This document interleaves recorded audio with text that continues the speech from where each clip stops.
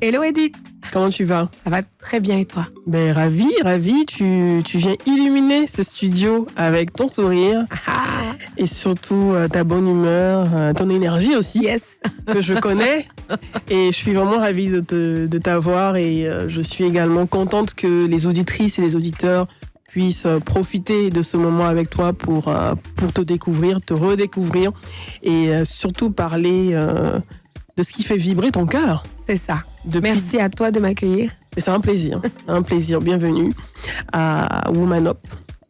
Comme on le dit, c'est l'émission des femmes ordinaires qui font des choses extraordinaires. Et tu fais des choses extraordinaires depuis 2012 avec Body Acceptance. C'est ça. C'est quoi Body Acceptance? Je me rappelle quand j'ai... je vais te raconter ma petite anecdote. Voilà. Quand j'ai découvert Body Acceptance, je cherchais un endroit pour me dépenser, bouger, danser et tout. Et je crois que c'est là que je t'ai découverte en fait. Et donc, je suis allée, c'est à Solbeni. Toujours à Solbeni, à la salle de sport. Et donc, voilà, danser. Et c'est grâce à toi que je suis tombée amoureuse de... J'ai découvert Ojo Legba. C'est ça. De Wizkid. Je connaissais même pas bien l'artiste à l'époque et tout ça. Et on a dansé sous ta chorégraphie qui était fabuleuse. Franchement, je pense que je me rappelais toujours des premiers pas et tout. Mais franchement, c'était une très belle énergie. Donc on doit faire un remake. Hein. On va faire un remake, mais on est sorti d'ici. Et franchement, c'est une très belle énergie avec toutes ces femmes qui étaient présentes. Et puis après, au fur et à mesure, j'ai découvert un peu plus. C'était quoi Body Acceptance? Et par tes mots, tu vas nous dire un peu, c'est quoi le but de ce projet? Pourquoi tu l'as mis en place? Pourquoi tu as décidé, à un moment donné de ta vie, de permettre aux femmes de mieux se découvrir, aux femmes africaines, de mieux comprendre qui elles sont et de mieux trouver leur chemin? C'est une fabuleuse introduction parce que ça m'a fait voyager. Donc, je suis très contente aussi de te revoir. Parce qu'on a passé de beaux moments à Body Acceptance et dans d'autres activités aussi où on a pu se rencontrer. Et toi aussi, tu es extrêmement lumineuse. Oh, merci. La chemise, je ne veux pas faire la pub, elle te va très bien au teint. Non, il n'y a pas de problème, vas-y, hein, tout ça, c'est on soutient les artistes. Société suspecte, ça te va très très bien au teint. La société, c'est presque accepte. Alors, Body Acceptance, comme je dis toujours, c'est mon histoire personnelle. Je pense qu'à ce moment-là, je vais plus chercher des réponses que donner des solutions. Et c'est toujours ce que je fais d'ailleurs jusqu'à aujourd'hui. Étant sociologue de formation, je pense que ce qui me tient le plus à cœur, c'est de chercher des réponses et peut-être de ne jamais trouver, parce que ça me permet d'exister toujours. Et donc, ce programme, c'était parce que je n'avais pas trouvé un endroit où trouver des réponses que je me suis dit qu'il fallait que je crée une opportunité de trouver moi des réponses et peut-être que ces réponses qu'on pourrait trouver entre femmes pourraient nous servir à toutes. Mais c'est difficile de dire aux gens, allez, venez, bonjour, sur Facebook ou sur Internet. Venez, on cherche des réponses à des questions. Des solutions. Et donc, j'ai cherché un peu ce que je savais faire, avec beaucoup d'aisance ou tout simplement beaucoup de liberté. Et finalement, c'était danser.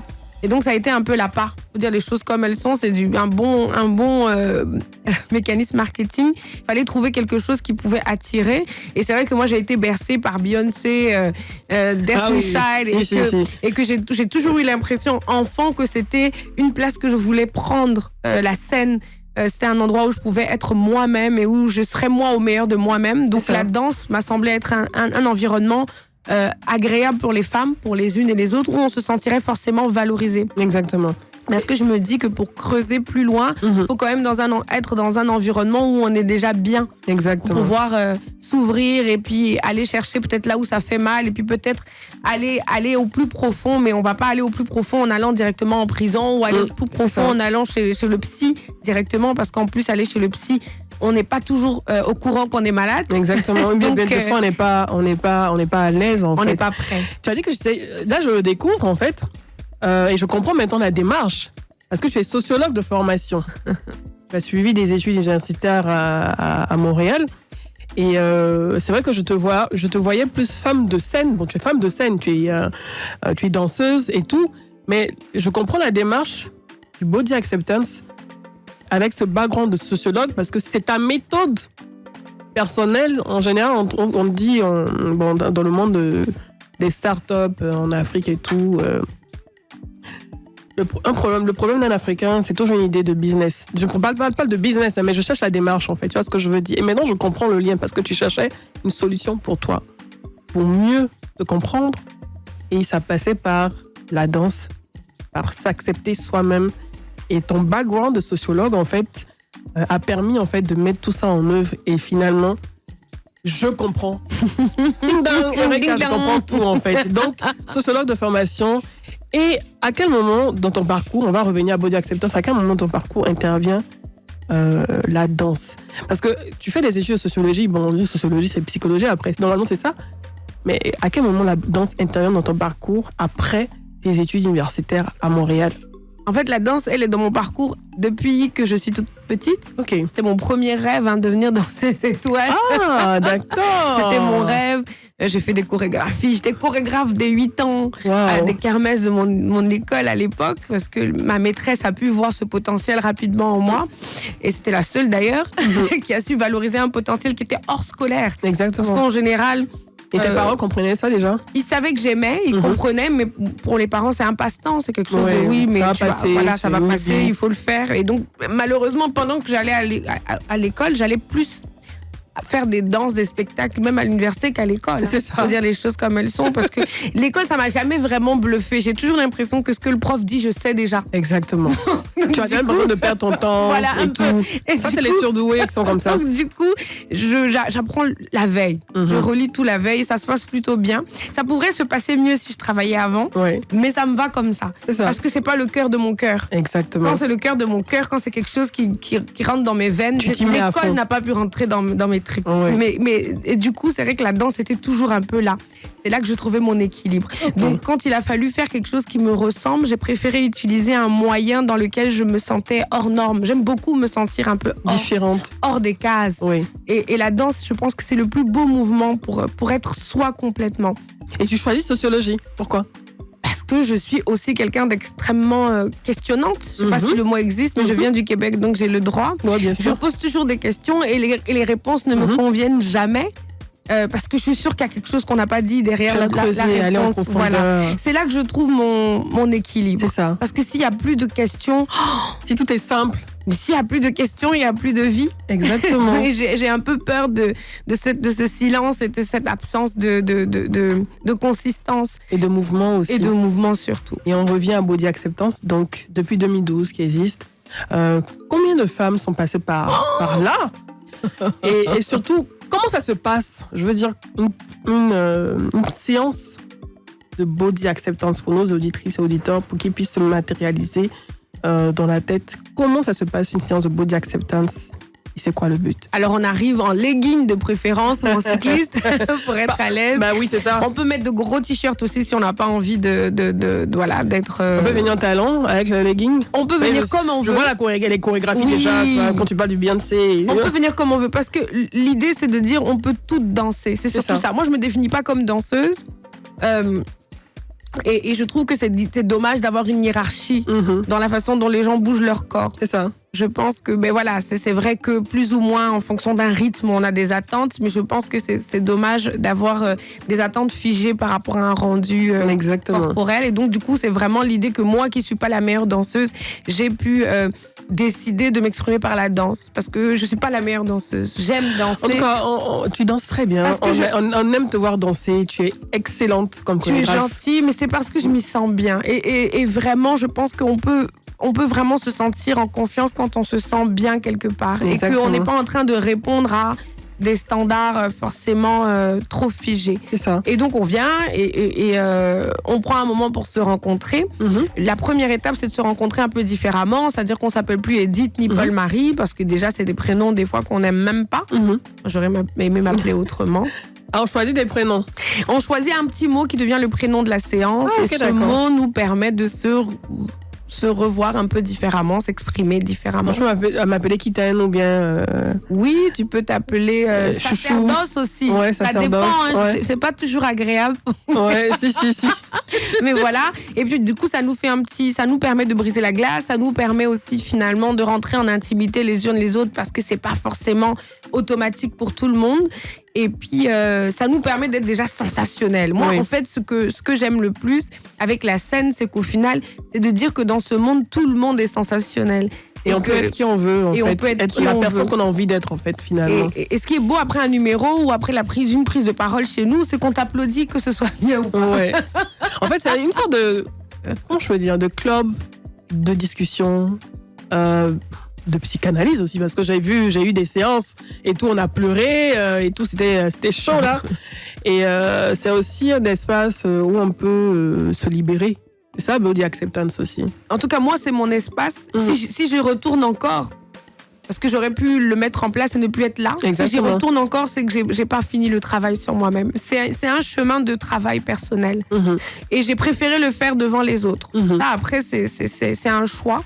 J'ai préféré le faire devant les autres parce que peut-être que je n'avais pas le courage de le faire seule. Exactement. Tu avais besoin de personnes avec toi dans ce cheminement. Dans ce cheminement, la grâce, c'est que finalement, je me suis rendu compte que j'étais pas seule et qu'il y avait pas mal de gens qui avaient besoin aussi d'un endroit comme ça pour ressusciter, exactement. Pour renaître de leurs cendres. Oui. Beaucoup de femmes. Combien de femmes sont passées par là depuis 2012? C'est impossible de compter. Oui. C'est impossible de compter. Il y a des femmes qui restent, il y a des femmes qui passent. C'est impossible de compter. Mais pour moi, c'est pas le plus important. C'est qu'il y a vraiment eu des moments de vérité à chaque fois que les personnes sont venues. Je vous dis, les gens pleurent, les femmes pleurent. C'est que tu te libères du fardeau parce que te raconter, voilà, parce qu'à un moment on parle de ce qui nous a marqué dans notre journée, je sais pas si ça a changé, et à ce moment-là, peut-être la femme qui était en face de toi, qui était un peu en griffe coincée, qui était un peu timorée, qui à la limite t'aurais pas dit bonjour, commence à se libérer, voilà, cette semaine j'ai vécu ci, j'ai vécu ça, et puis après ça déroule, et puis à un moment peut-être qu'elle touche, c'est la psychanalyse, elle touche à l'intérieur quelque chose qu'elle ne voulait pas toucher, et puis finalement elle explose et tout ça. Donc c'est vraiment libérateur en fait. Et quelle est l'anecdote de la femme, ou l'histoire? Je sais que tu en as beaucoup, alors, il y en a beaucoup.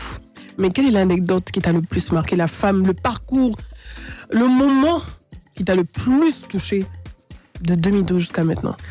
Tu sais, mon plus gros problème, c'est que je suis extrêmement pudique et j'ai tendance à protéger les autres. Et donc, du coup, après, bon, c'est clair. En général, je n'y pense même plus. Oui. Parce que si j'y pense, c'est que je mets même un nom et un visage sur la personne. Et en général, je préfère ne pas le faire. Parce que c'est limite, j'aurais aimé qu'on vienne juste avec nos âmes, tu vois. Et qu'on soit sans physique. Identité. Mais c'est pas possible. Donc du coup, j'y pense pas. Je veux dire que peut-être que la personne qui m'a le plus marqué, c'est moi-même. Oui. Parce que je me suis rendu compte au fil du temps que j'étais la plus... Paul-Marie, tu as des pirouettes, hein? Non, mais c'est vrai. Je me suis rendu compte... Non, mais c'est vrai. Aujourd'hui, je me rends compte que c'est moi-même. C'est pas quelque chose que j'aurais dit. La plus grande transformation, c'est toi. La plus grande transformation, c'est moi. Oui. Parce que ça m'a appris mes limites, ça m'a appris mes peurs. Oui. J'ai voulu donner du courage aux gens qui en avaient peut-être plus que moi. Et j'ai plus de force à donner du courage aux autres qu'à m'en donner à moi-même. Ça m'a permis de voir là où moi aussi ça faisait mal. Oui. Et je dis toujours que c'est vraiment une histoire personnelle parce que j'en ai besoin encore. Bien sûr. Et que le jour où je le ferai plus, ce sera peut-être parce que moi-même, je suis complètement sauvée. Exactement. Et donc, je pense... Et les autres femmes auraient pu témoigner pour dire que ça les a marquées. Et je reçois des témoignages souvent. Mais je préfère être vraie et dire que moi-même, ça me marque, ça me porte. Et que je suis celle qui m'a le plus choquée, à savoir quelles étaient mes limites en y étant. Je pense que je suis mon plus gros... La plus grande transformation. Ouais. Ton Body Acceptance. Oui. Je vais me contenter de ça. Parce que je sais qu'il y a énormément d'histoires et avec, bien sûr, les spectacles. Exact. Qui sont organisés par Body Acceptance. On a vu des magnifiques tableaux de pièces de théâtre avec des femmes, des hommes qui nous ont émerveillés et qui, pour certains, ne savaient pas danser, je pense, au départ, et qui n'avaient jamais fait peut-être de comédie musicale ou de spectacle et tout, et qui, grâce à toi, ont pu apprivoiser la scène et ont pu se découvrir, se redécouvrir, peut-être pour certains, se découvrir une passion pour le monde du spectacle, et pour d'autres, utiliser cette force-là pour transformer leur vie au quotidien. Je pense que je suis Body Acceptance. On se retrouve dans quelques minutes pour la suite.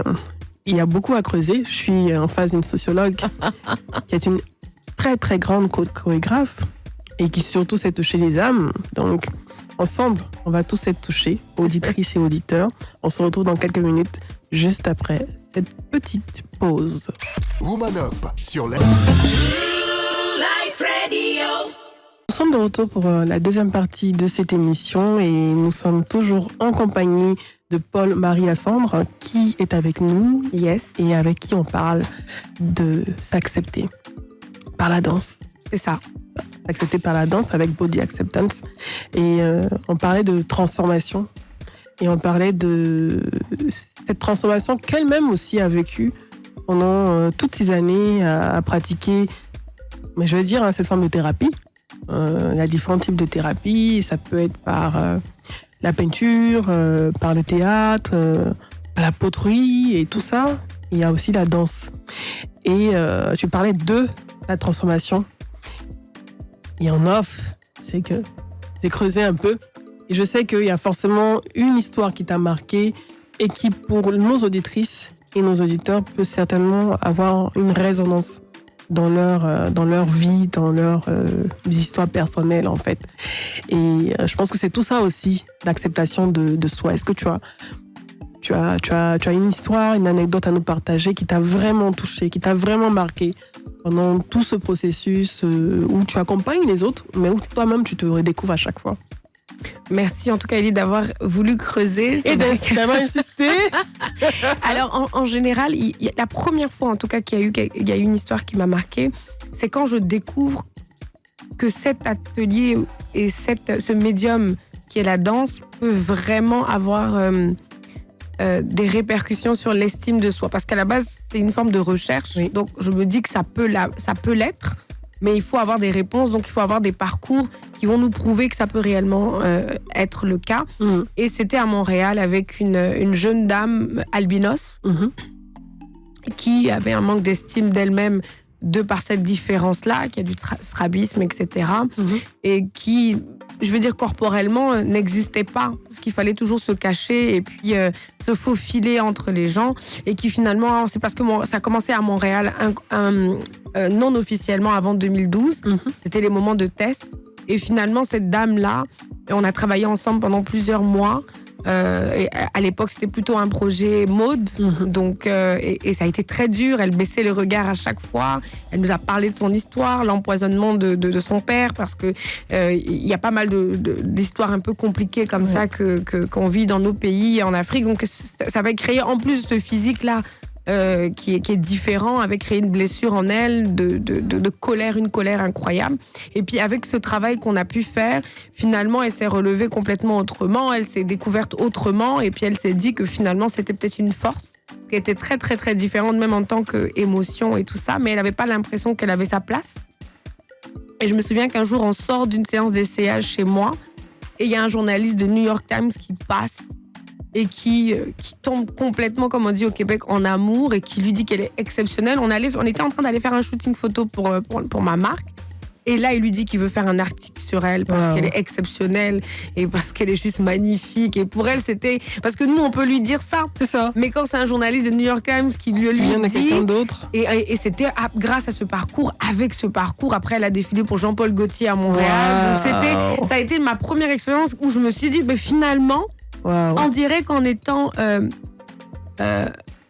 en contact avec d'autres femmes qui peuvent nous aider à comprendre cette valeur, cette chose, ce diamant brut qui est en nous, mais qu'on ne nous dit pas suffisamment, on peut peut-être prendre appui sur elle pour s'élancer. Exactement. Et ça a été la première histoire. C'était quelqu'un qui était inconfortable avec sa personne, inconfortable avec les autres, et qui finalement... nous a toutes dépassées, entre guillemets, parce que finalement, grâce à ce travail qu'on faisait entre nous... Moi, j'ai pas défilé pour lui. Et donc, finalement, à faire ce travail, à se polir entre nous, il y en a toujours une qui trouve la lumière vers ses rêves, vers d'autres opportunités plus grandes. Et c'est vraiment ça qui me marque. En dehors de ça, on a des dames qui viennent parce qu'elles souffrent de dépression, de manière assez violente, qui souffrent de non-acceptation d'elles-mêmes, mais c'est très profond. C'est souvent lié à des traumatismes de famille, lié à des manques, des rejets, des sentiments de culpabilité. J'ai travaillé aussi avec les femmes issues de la migration de retour avec l'OIM. Et c'est des femmes qui ont été, pour certaines, violées, qui ont vécu de l'esclavage et finalement qui sont complètement détruites et qui se disent il n'y a plus rien. Et grâce à ces ateliers, elles retrouvent confiance en elles retrouvent du travail. Elles se disent que en fait c'est possible. Elles se disent que ça fait juste partie d'une histoire de leur parcours. Exactement. Parce que finalement, quand on vient, on se dit oui, pour moi, on peut pas s'arrêter sur le viol. Oui, je me définis pas par ce que j'ai vécu. Non. Ça fait partie de mon histoire, ça fait partie de mon capital, ça fait partie de qui je suis, mais qu'est-ce que je fais maintenant?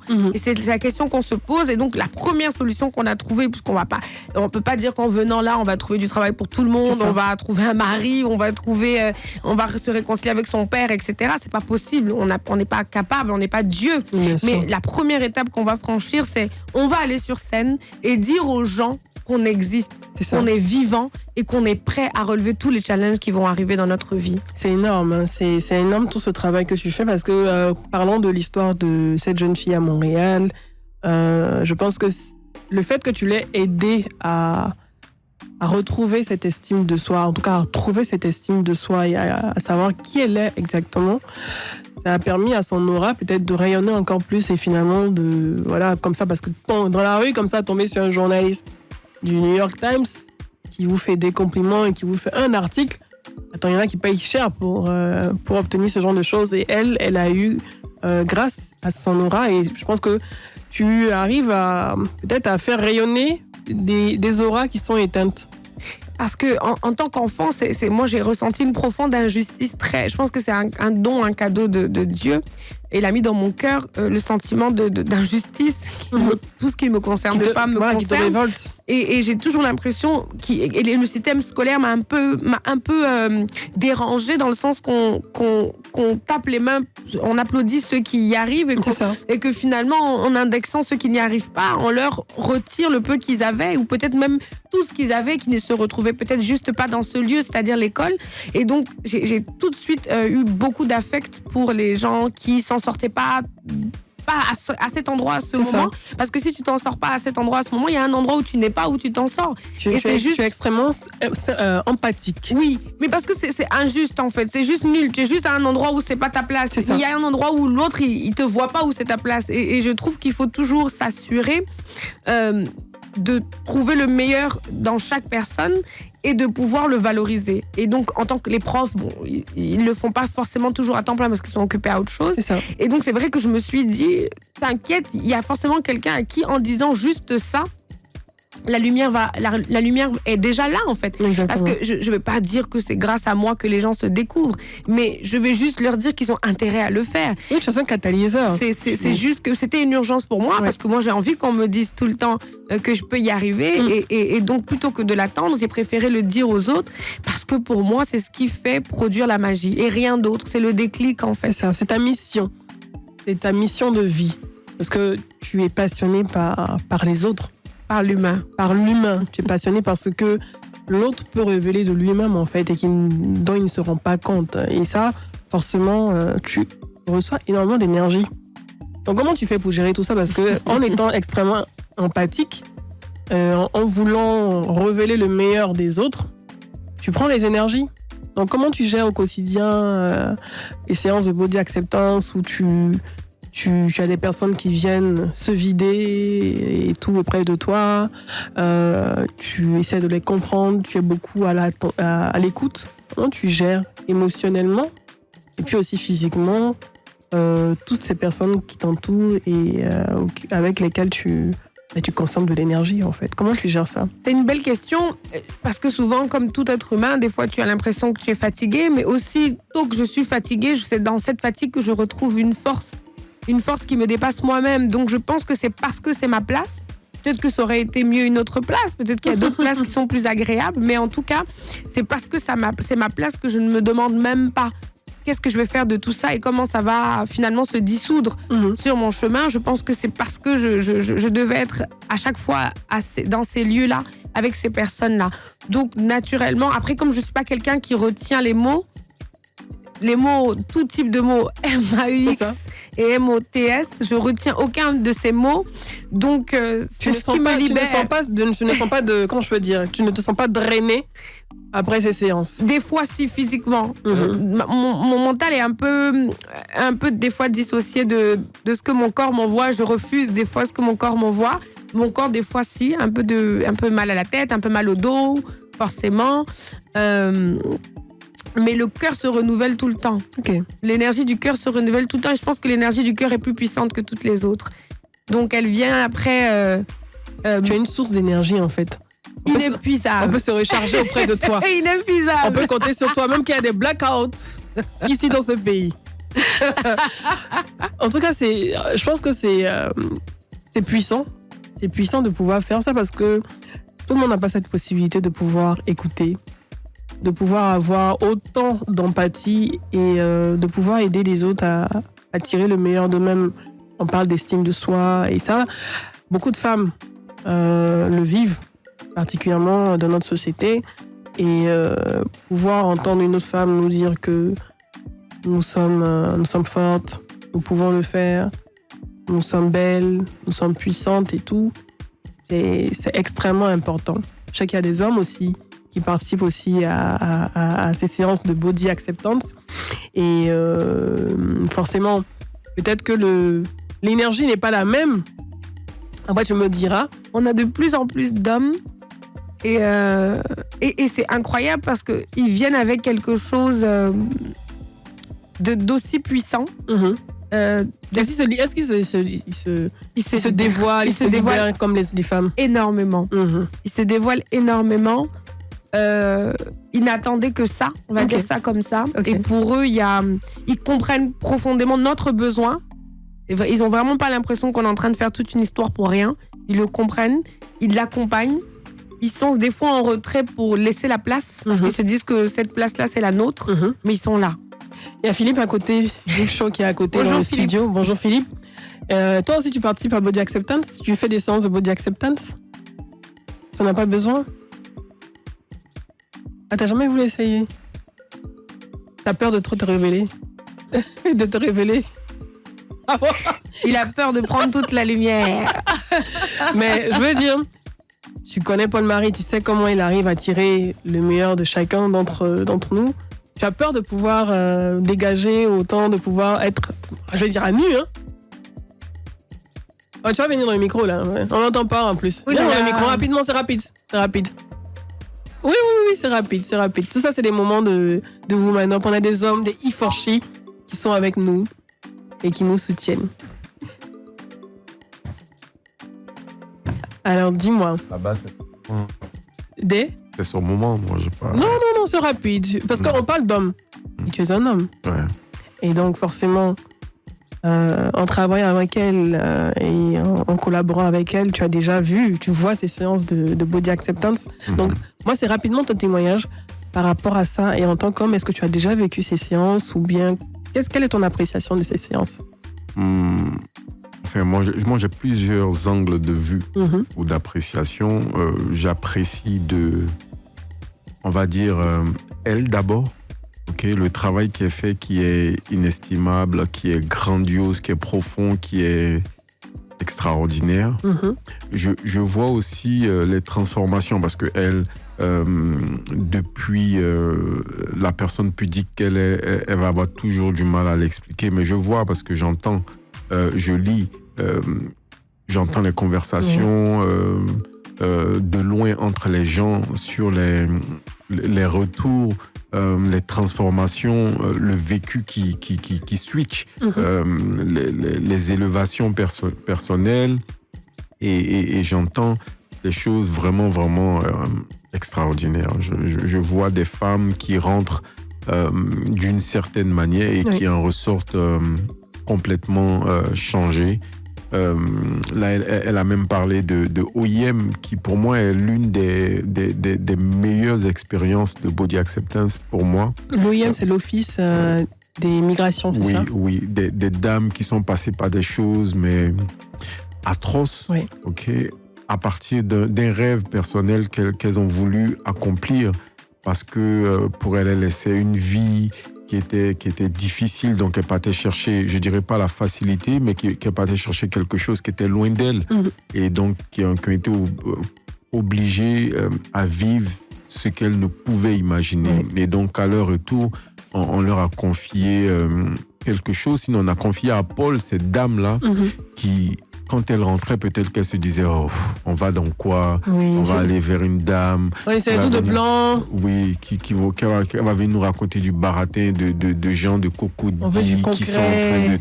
Mais alors là, pas du tout. C'est-à-dire qu'elles ont vécu pratiquement 1 an ou 2 de quelque chose de profond.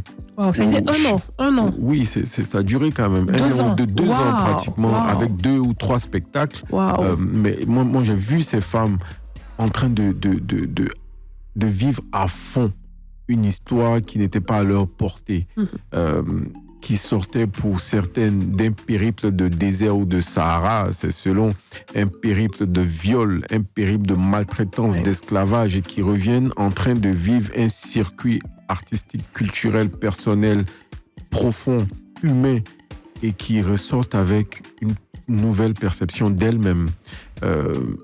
Grâce à Dieu, grâce à Paul, grâce à un programme, grâce à Body Acceptance, et qui vivent une autre vie professionnelle, une autre vie de femme, une autre vie de mère, une autre vie de citoyenne ivoirienne, une autre vie de personne. Oui. Et pour moi, je vois beaucoup d'autres histoires, hein, mais pour moi, cette histoire-là, c'est l'histoire d'une personne, Paul-Marie, qui décide de faire quelque chose qui est au-dessus d'elle, mais qui tient ça, et qui très souvent est dépassé par cette chose-là, mais qui tient. Et voilà. Il n'y a pas de meilleur témoignage. Voilà. Franchement, là, je veux couler des larmes. Là. Franchement, il n'y a pas de meilleur témoignage. Franchement, merci beaucoup. Moi, c'est Philippe. Ça. Merci à vous. Merci beaucoup pour ce témoignage. C'est ça dont on avait besoin aussi. Avoir ce regard extérieur et aussi d'un homme qui voit un peu ces transformations que vivent aussi ces femmes qui sont passées par des douleurs extrêmes et voir comment Body Acceptance, en fait, transforme et permet d'avoir un nouvel élan, en fait. C'est ça. C'est ça. Et nous, on va avoir un autre élan avec la pause musicale. On se retrouve dans quelques minutes pour la suite de cette émission qui est très, très, très puissante. Merci beaucoup. Nous sommes de retour pour la dernière partie de cette émission et j'ai la chance d'être en compagnie de Paul-Marie Assandre qui fait des choses extraordinaires. Qui est une femme extraordinaire, en fait, qui fait des choses extraordinaires. Et franchement, chapeau pour ce programme que tu mets en place, que tu déroules depuis de nombreuses années avec ces femmes, mais aussi ces hommes. Et il y a un atelier qui a été organisé dernièrement sur un cycle de 3 mois. C'est toujours des cycles de 3 mois, parfois 6 mois. Et il y aura un atelier de restitution le 4 mai au Majestic. Est-ce que tu peux nous en dire un peu plus ? Alors, je suis très contente d'être avec toi. Tu m'as dit 2 fois extraordinaire dans la même phrase. Ah. Donc, tu vois, tu fais exactement le même travail que moi. Tu m'as reboosté. Ouais, j'ai appris de toi, tu vois. C'est une semaine qui est assez intense puisque le 4 mai, exactement une semaine, en fait, on fait la restitution du premier programme de l'année parce que Body Acceptance a 2 programmes par année. Un premier programme qui est de janvier environ jusqu'à mars-avril, donc on peut déborder jusqu'à mai pour la restitution. Et le deuxième programme qui va démarrer en juin pour une restitution vers octobre. Donc ça dépend vraiment de la durée, c'est 3 mois en moyenne, mais en général on déborde un peu parce qu'on a plus de choses à se dire, parce qu'on veut aller au meilleur de nous, donc on se laisse une marge.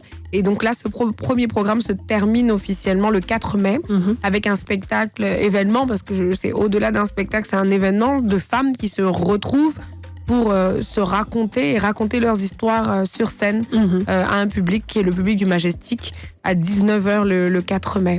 À 19h le 4 mai au Majestic. Donc on aura droit à quoi ? Un spectacle, une thématique bien précise. C'est ça qui est particulier, c'est que quand les femmes viennent, chacune a une histoire qu'elle veut raconter, ça peut aller de quelque chose de très sombre à au contraire quelque chose de très lumineux. Donc c'est ce cocktail-là qui fait que c'est très difficile de le définir le spectacle de manière linéaire ou de dire une seule chose. C'est plusieurs histoires de femmes.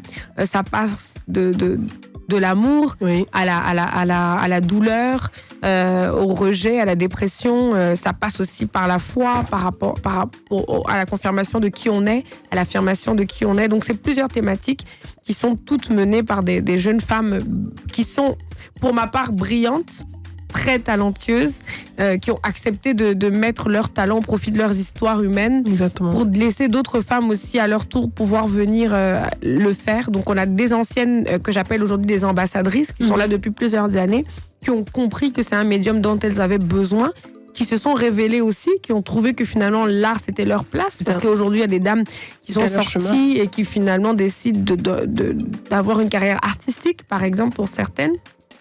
Et donc, ces femmes-là accompagnent celles pour qui c'est la première fois. Parce qu'on a au moins une dizaine ou la moitié des femmes pour qui c'est la première fois sur scène. Donc, tu as des alumni maintenant, des alumni. Exact. Qui viennent soutenir les nouvelles, qui les mentorent. Exact, c'est exactement ça.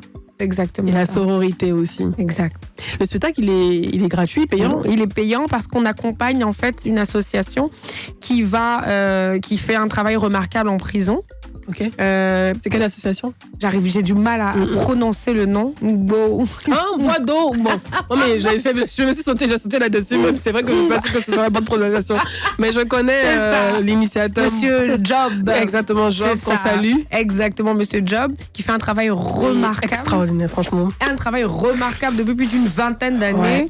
Et là, on a décidé de l'accompagner sur des travaux pour le centre des mineurs de la MACA, qui est un environnement qui n'est pas fait pour des mineurs. Mais voilà, donc il décide qu'on l'accompagne sur des ateliers de peinture avec les mineurs. Peut-être qu'on viendra frapper à la porte de Monsieur Bleu. Bien sûr, absolument, bien sûr. Parce qu'il s'est dit qu'en mettant un peu de couleur dans ce lieu et en les laissant aussi valoriser un lieu où ils vont devoir passer quelques temps, en tout cas, ça peut les aider à prendre conscience aussi de la responsabilité qu'ils ont par rapport à leur propre vie, par rapport à la communauté, de devoir faire du bien à la communauté.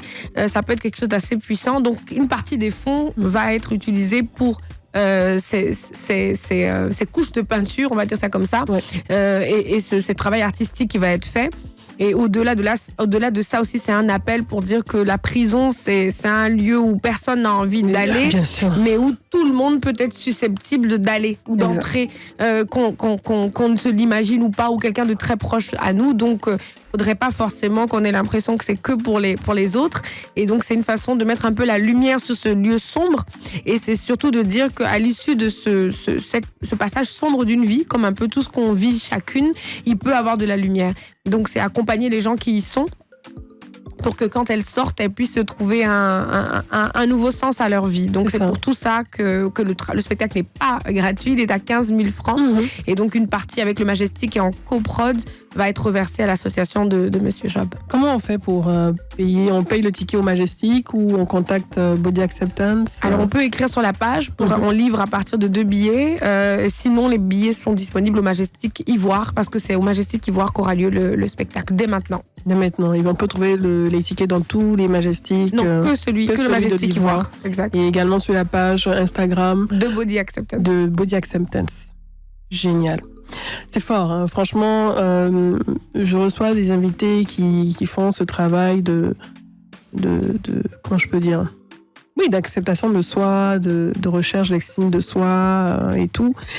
Et c'est toujours fort de voir comment on a la chance d'avoir des anges parmi nous. On se trouve dans notre routine au quotidien et parmi nous, il y a des personnes comme toi qui permettent à d'autres de pouvoir trouver la lumière au quotidien.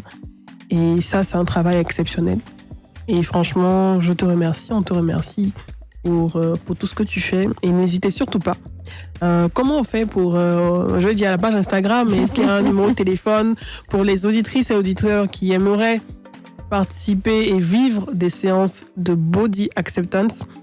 Qu'est-ce qu'il faut faire?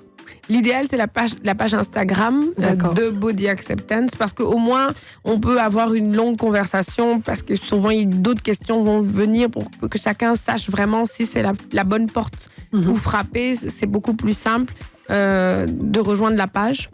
Je pense qu'aujourd'hui, tout le monde y est, à peu près, et de nous écrire tout simplement, et on répond assez vite, de venir tester. On peut y passer même un jour et le déclic se passe et ne plus revenir. On peut venir et y rester.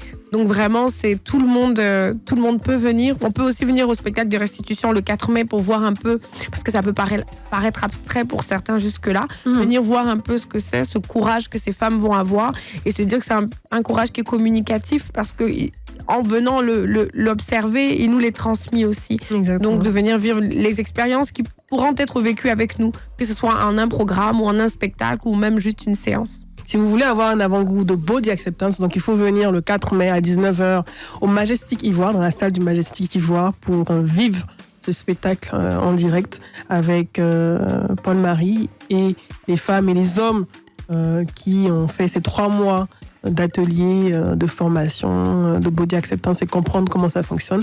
Et puis vous en ferez une idée, vous direz est-ce que j'ai envie de continuer ou pas et de participer à des séances et tout. Mais c'est un cycle de transformation, que je dirais. Un cycle de transformation et de découverte de soi. Et c'est très important. Au-delà d'aider les autres à se découvrir, ça c'est la dernière question avant la fin de l'émission. Au-delà d'aider les autres à se découvrir, est-ce que tu as du temps pour toi, Paul-Marie? Qu'est-ce que tu fais en dehors d'aider les autres à se comprendre à travers la danse, à travers les arts? Qu'est-ce que tu fais quand tu ne fais pas ça, Paul-Marie? Qui est Paul-Marie? En 3 mots, par exemple. C'est difficile.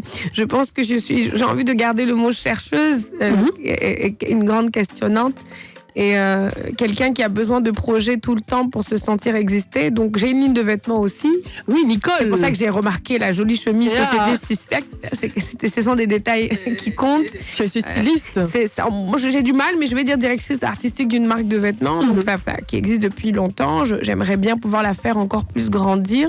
Parce que c'est vrai que quand on prend son temps pour autre chose qui est dans le fond de ses tripes, on peut parfois abandonner un petit peu la première vision de base. Parce que la marque est née en 2007, donc ça remonte. Ça a été le premier projet important de ma vie. Et donc, j'aimerais pouvoir continuer des projets créatifs. Je pense que c'est vraiment ça qui me botte le plus, mais avec un impact social toujours de plus en plus important et de plus en plus affirmé. C'est ça. Je pense que voilà, quand je suis pas en train de comme tu dis, aider les autres, mais finalement de m'aider moi-même à voir ce monde dont je rêve, qu'il y a un monde de tous les possibles, qu'il y a un monde où rien n'est perdu d'avance. Je pense que c'est de pouvoir créer des choses, les penser dans ma tête et les voir vivre en face de moi. Je pense que c'est vraiment ce que je recherche et ce que j'essaie de faire au mieux. Nous, on est heureux, hein. Franchement, d'écouter tes paroles, d'écouter tes mots et surtout de comprendre un peu ta vision pour les autres et pour toi-même aussi, comme tu l'as dit. C'était un plaisir de te recevoir et j'aimerais juste te demander si tu avais, pour la fin de cette émission, le son, la chanson qui te parle le plus en ce moment, qui te fait réécouter à plusieurs reprises, que tu as envie de réécouter à plusieurs reprises, c'est quelle chanson? C'est vrai que je te prends au pif comme ça, mais tu as forcément une chanson de ta playlist là qui te parle. Alors, ça va être Ben Oncle Soul. Yeah. Et c'est la chanson, en plus je la connais, mais je sais pas pourquoi je vous dis. Ça a été un hit, non? Non, le hit. Non, parce que c'est une chanson, je pense que les gens, c'est À coup de rêve, ça s'appelle. Okay. Elle est très très belle, je vous invite à la découvrir. Les paroles sont excellentes. C'est le genre de chanson que tu écoutes et tout de suite tu te dis que tu n'as pas le droit d'abandonner. On n'a pas le droit d'abandonner. On n'abandonnera pas. Et merci encore, c'était un plaisir. C'est chez toi ici, tu reviens quand tu veux. Et nous, on va danser, on va continuer, on va danser pendant que vous écoutez du Ben Lanksoul là. Et on se dit à samedi prochain avec une nouvelle invitée. D'ici là, restez connectés, profitez du week-end. Prenez soin de vos familles, c'est très important. Et ciao, ciao. Woman Up.